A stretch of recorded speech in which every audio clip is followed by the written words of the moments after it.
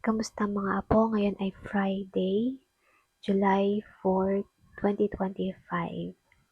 Masaya kasi ngayon ay Friday na natapos na naman ang buong linggo. Pero nakakapanghilakbot na ang aksidente talaga, no? Hindi mo masasabi kung kailan siya mangyayari. At ngayon nga lang, um, nadulas ako. Nadulas ako sa hagdanan.